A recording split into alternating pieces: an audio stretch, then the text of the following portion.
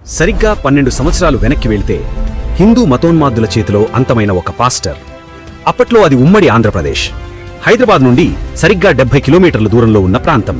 అదే వికారాబాద్. ఇక స్టోరీలోకి వెళ్తే 2014లో రాష్ట్రవ్యాప్తంగా పెను సంచలనం సృష్టించిన పాస్టర్ హత్య మీలో చాలామందికి గుర్తున్న సంఘటనే. ఈయన పేరు పాస్టర్ సంజీవులు, 48 సంవత్సరాలు. వికారాబాద్ హెబ్రోన్ బ్రాంచ్ అయిన సియోను చర్చిలో పాస్టర్గా ఉన్నారు.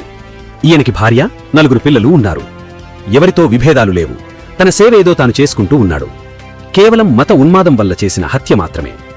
2002లో యోగి ఆదిత్యనాథ్ స్థాపించిన హిందూ యువవాహిని అనే మితవాద యువజన సంస్థలో పనిచేసే రామకృష్ణ అనే వ్యక్తి వికారాబాద్ నివాసులైన సంతోష్, రాహుల్ రెడ్డి జనవరి 9న వికారాబాద్లోని బెథేల్ చర్చి పాస్టర్ ఫ్రాంక్లిన్పై దాడి చెయ్యాలని వెళ్లారు. ఆయన ఇంట్లో లేకపోవడంతో వెనుతిరిగారు.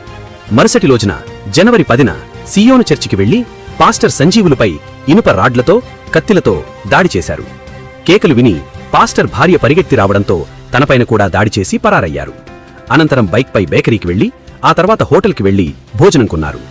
ఆ రోజు రామకృష్ణ గదిలో గడిపి మరుసటి రోజు మండల్ హిందూ వాహిని బాధ్యుడైన రాఘవేంద్ర స్వగృహం గణపూర్ వెళ్లి 16వ తేదీ వరకు అక్కడ తలదాచుకున్నారు.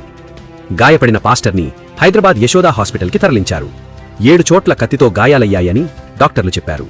హాస్పిటల్కి సినీ ప్రముఖులు జయసుధ, హీరో రాజా, అనిల్ కుమార్ తదితరులు వచ్చి పరామర్శించారు. చికిత్స పొందుతూ జనవరి 13న మరణించారు. జనవరి 15న వికారాబాద్ సియోను చర్చి నుండి అంతిమ యాత్ర జరిగింది. భూస్థాపన కార్యక్రమానికి వేలాదిగా తరలివచ్చారు. క్రైస్తవ సంఘాలు న్యాయం కోసం సీఎం క్యాంప్ ఆఫీస్ ముందు నిరసన నిర్వహించారు. పలు ప్రాంతాలలో కూడా క్రైస్తవ సంఘాలు కదిలివచ్చాయి. అప్పటికే కేసు నమోదవడంతో పోలీసులు 4 బృందాలు ఏర్పాటు చేశారు.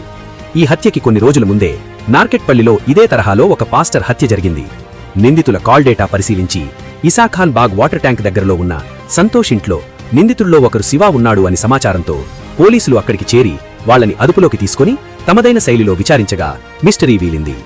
4 నిందితులని అరెస్టు చేశారు. ఇక్కడ ట్విస్ట్ ఏంటి అంటే వారంలోపే దొరికిన నిందితులని వదిలేశారు. అతితో ఎలాంటి సంబంధం లేకున్నా తమ వారిని పోలీసులు వేధిస్తున్నారంటూ బీజేపీ కార్యకర్తలు రాత్రి వికారాబాద్ పోలీస్ స్టేషన్ ఎదుట ఆందోళనకు దిగారు. దీంతో కాసేపు ఉద్రిక్తత ఏర్పడింది. అరెస్ట్ చేసిన వారిని సొంత పూచీకత్తుపై విడిచిపెట్టడంతో వివాదం సద్దుమణిగింది. ఇంటర్నెట్ లోకి వెళ్లి ఎంతమంది పాస్టర్స్ ఇండియాలో హత్యకి గురయ్యారు అని అడిగితే ఒక్కరు కూడా లేరు అని చెబుతుంది. అవును, వాళ్ళ మీద కేసు ఫైల్ అవ్వడం, అరెస్ట్ చేశారు. ఇండియాకి వచ్చిన మొదటి క్రైస్తవుడు సెయింట్ తోమా దగ్గర నుండి ఈనాడు ప్రవీణ్ పగర్దలా వరకు దేవుని కోసం హతసాక్షి అయ్యారు. న్యాయం జరగదు అని ఇప్పటికైనా నిజాన్ని అంగీకరించి దేవుని కోసం చనిపోవడానికి సిద్ధమవుదాం. Praise the lord.